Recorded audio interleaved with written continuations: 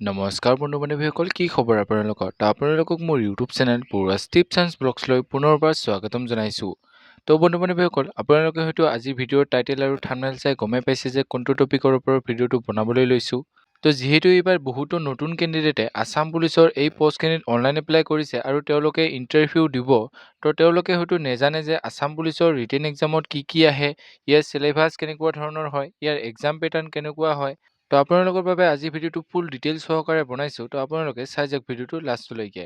প্ৰথমতে আপোনালোকক ইয়াৰ এক্সাম পেটাৰ্ণটো কেনেকুৱা হয়, অৰ্থাৎ ইয়াত কুৱেশ্যন কিমান আহে, মাৰ্ক কিমান থাকে সেইটো জনাই দিছোঁ। প্ৰথমতে আপোনালোকৰ আছাম পুলিচৰ এক্সামটো অফলাইন হয়, অৰ্থাৎ ইয়াতে OMR বেছড এক্সাম হয়। এই এক্সামটোত 2 ঘণ্টাৰ টাইম থাকে আৰু ইয়াতে 100টা মাল্টিপল চইচ কুৱেশ্যন অৰ্থাৎ MCQ টাইপ কুৱেশ্যন থাকে আৰু ইয়াতে টোটেল মাৰ্ক থাকে 50, অৰ্থাৎ এটা কুৱেশ্যনত হাফ মাৰ্ক থাকে আৰু দুটা কুৱেশ্যন আপোনালোকৰ যদি শুদ্ধ হয় তেন্তে আপোনালোকে 1 নম্বৰ পাব। ইয়াতে কোনো নিগেটিভ মাৰ্কিং নাথাকে। এইখিনি আছিল ইয়াৰ এক্সাম পেটাৰ্ণ, অৰ্থাৎ আপোনালোকে হয়তো এতিয়া বুজি পালে যে ইয়াৰ এক্সাম পেটাৰ্ণটো কেনেকুৱা ধৰণৰ হয়। এতিয়া আহিছোঁ ইয়াৰ চিলেবাছ, অৰ্থাৎ ইয়াৰ কি কি টপিকৰ পৰা কুৱেশ্যন আহে। ইয়াতে প্ৰথমতে যদি আপোনালোকে চাই এলিমেণ্টেৰী আৰ্থমেটিক অৰ্থাৎ মেথছৰ পৰা কুৱেশ্যন আহিব, জেনেৰেল ইংলিছৰ পৰা কুৱেশ্যন আহিব, লজিকেল ৰিজনিং এণ্ড মেণ্টেল এবিলিটিৰ পৰা কুৱেশ্যন আহিব, আছাম হিষ্ট্ৰী, পলিটি এণ্ড জিঅ'গ্ৰাফীৰ পৰা কুৱেশ্যন আহিব আৰু আপোনালোকৰ জেনেৰেল নলেজ এণ্ড কাৰেণ্ট এফেয়াৰ্ছৰ পৰা কুৱেশ্যন আহিব। ইয়াৰ ভিতৰতে কোনখিনি টপিক আপোনালোকে পঢ়িব সেইখিনি পিছলৈ জনাম। আপোনালোকে এতিয়া কোনটো টপিকৰ পৰা কিমান কুৱেশ্যন আহে সেইখিনি চাই লওক। ইয়াতে ছাবজেক্ট, নাম্বাৰ অফ কুৱেশ্যন আৰু মাৰ্কসমূহ দিয়া হৈছে। ইয়াতে প্ৰথমতে এলিমেণ্টেৰী এৰ্থমেটিক অৰ্থাৎ মেথছৰ পৰা কুৱেশ্যন আহিব 20টা, মাৰ্ক থাকিব 10, জেনেৰেল ইংলিছৰ পৰা কুৱেশ্যন আহিব 20টা, মাৰ্ক থাকিব 10, লজিকেল ৰিজনিং এণ্ড মেণ্টেল এবিলিটিৰ পৰা কুৱেশ্যন আহিব 20টা, মাৰ্ক থাকিব 10, Assam history, geography, polity and ইকনমিৰ পৰা কুৱেশ্যন আহিব 20টা আৰু মাৰ্ক থাকিব 10, general awareness, general knowledge and current এফেয়াৰ্ছৰ পৰা কুৱেশ্যন আহিব 20টা আৰু মাৰ্ক থাকিব 10। ইয়াতে টোটেল কুৱেশ্যন থাকিব 100টা আৰু টোটেল মাৰ্ক থাকিব 50। বন্ধু-বান্ধৱীসকল, আপোনালোকে হয়তো এতিয়া বুজি পালে যে ইয়াতে কুৱেশ্যন কিমানটা আহে আৰু ইয়াৰ কোনটো টপিকত কিমান মাৰ্ক থাকে আৰু কিমান কুৱেশ্যন আহে।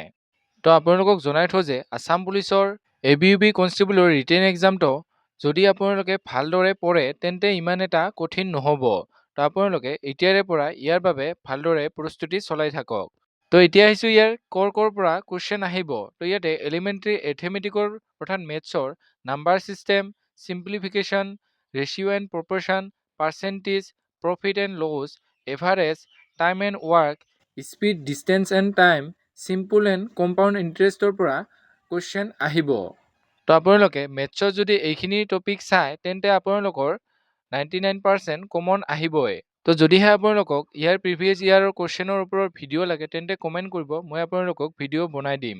জেনেৰেল ইংলিছৰ পৰা আপোনালোকে চাব vocabulary, synonyms, antonyms, grammar, tense, articles, prepositions, sentence correction, comprehension, idioms and phrases, sentence rearrangement, logical reasoning and mental এবিলিটিৰ পৰা আপোনালোকে চাব coding, decoding, blood relations, direction change test, puzzles, logical Venn diagrams, series completions and analogy.